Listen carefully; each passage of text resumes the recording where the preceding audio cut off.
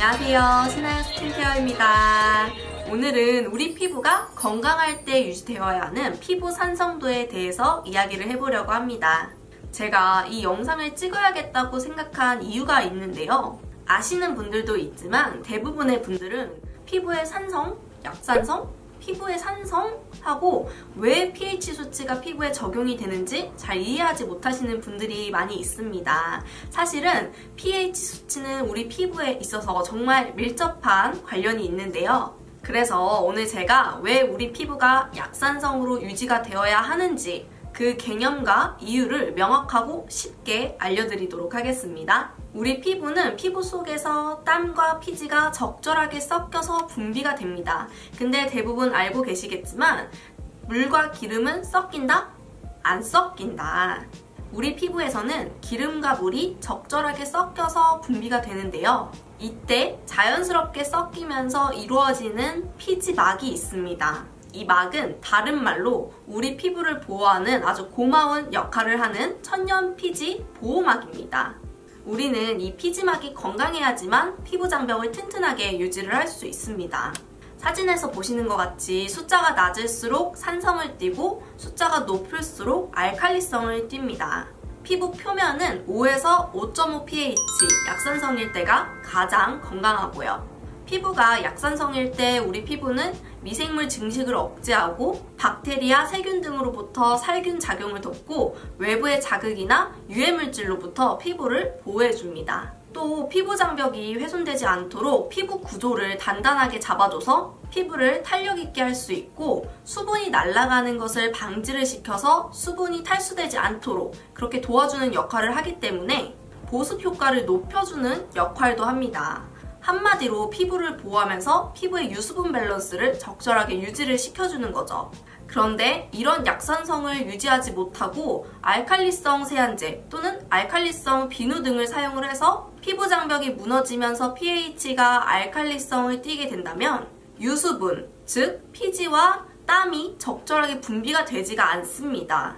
땀과 피지가 적절하게 섞이면서 피지막이 만들어져야 되는데 너무 과도하게 기름만 나온다던가 또는 너무 과도하게 땀만 이렇게 분출돼서 수분만 나온다던가 하는 현상이 발생을 하는 거죠. 그런데 대부분 이 상태에서는 악건성 또는 민감성 피부를 가지신 분들이 많이 계세요. 피부를 보호하는 그 약산성인 환경이 무너지게 되면은 세균이나 박테리아의 침입이 당연히 쉬워지게 되고 또 아까 말씀드린 살균 작용이 원활하게 되지 않기 때문에 염증에 감염이 돼서 트러블이 생길 확률도 높아지는 거죠. 또 수분이 날아가는 걸 저지해주는 그 막이 없기 때문에 계속해서 수분 탈수는 일어나게 되고 그러면 피부는 계속 건조하니까 칙칙해 보이고 그러면서 점점 탄력이 저하되고 노화가 계속 진행이 되는 거죠. 한마디로 이렇게 약산성 환경이 무너지면서 유수분 밸런스가 깨지면 민감하고 건조한 피부가 계속되고 각종 피부 고민 문제가 발생을 하게 되는 겁니다. 이렇듯이 피부의 pH가 알칼리성에 가깝게 되는 것도 문제지만 산성에 가깝게 되는 것도 큰 문제입니다. 피부가 산성에 가까우면 과잉 피지 현상이 발생을 하면서 피지가 많이 분출이 되면서 지성 피부 타입을 띠게 됩니다. 이 상태에 있는 분들도 피부를 보호하는 피지막이 없기 때문에 피부가 쉽게 건조해지고 예민해진 상태입니다. 이 상태에서 우리 몸은 우리 피부를 보호하기 위해서 계속해서 피지를 생산해서 피부 위로 내보내게 되는데요.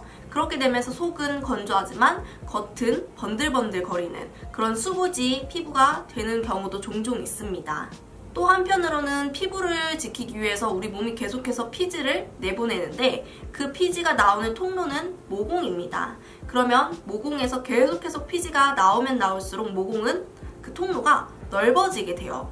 그 과정에서 그 모공에 계속 피지가 쌓이면서 블랙헤드가 되기도 하고 화이트헤드가 되기도 하고 그 쌓인 피지가 염증이 동반이 되면 이제 나중에 점점 커지면서 염증성 여드름이 되는 그런 상황이 발생하게 되죠.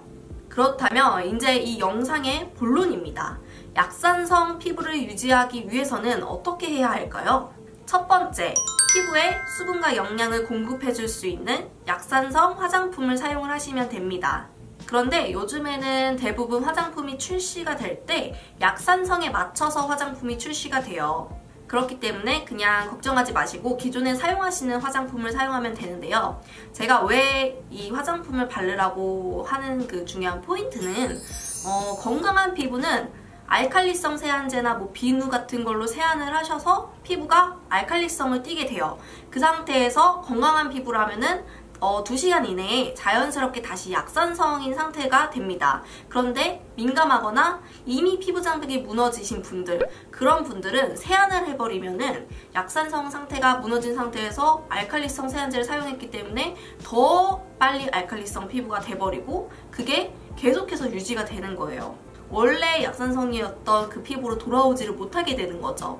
그렇게 회복이 되지도 않았는데 우리는 또 아침 저녁으로 세안을 하기 때문에 다시 또 피부가 알칼리성, 이러면서 악순환의 반복이 됩니다. 그렇기 때문에 꼭 보습제를 꼼꼼하게 발라서 피부가 약산성이 되는 걸 좀 도와줄 수 있는, 중화를 시켜주는 역할을 보습제가 하게 됩니다. 두 번째, 세안을 할 때 뽀득뽀득한 느낌을 주는 세안제들이 있는데요. 그런 세안제들에는 알칼리성의 계면활성제가 많이 들어간 경우가 대부분입니다. 그래서 그런 알칼리성 계면활성제가 많이 들어간 제품은 되도록이면은 좀 사용을 줄여주시는 게 좋고, 그런 세안제보다는 좀 더 계면활성제가 적게 들어간 약산성 세안제를 사용을 해주시는 게 좋습니다. 그래서 아침에는 되도록이면은 그 계면활성제의 영향에서 벗어나기 위해서 물 세안을 해주시는 게 좋고요. 저녁에 세안하실 때는 이중 세안이 금물입니다. 이중 세안보다는 가볍게 한 번만 피부 쪽만 세안을 하는 그런 습관을 들이시는 게 좋아요. 제가 약산성 세안제를 사용하라고 했지만 결국에는 약산성 세안제에도 계면활성제는 포함이 되어 있어요. 그렇기 때문에 과도하게 2중, 3중 세안하는 거는 좋지 않아요. 클렌징 오일, 워터, 패드 등등에도 계면활성제는 많이 들어있습니다. 계면활성제가 많이 들어있으면 물론 세정력에는 정말 좋은 효과를 나타내요. 그렇지만 너무 세정력이 좋고 우리 피부를 보호하는 피지막까지 전부 세척을 해버린다는 게 단점인 거죠.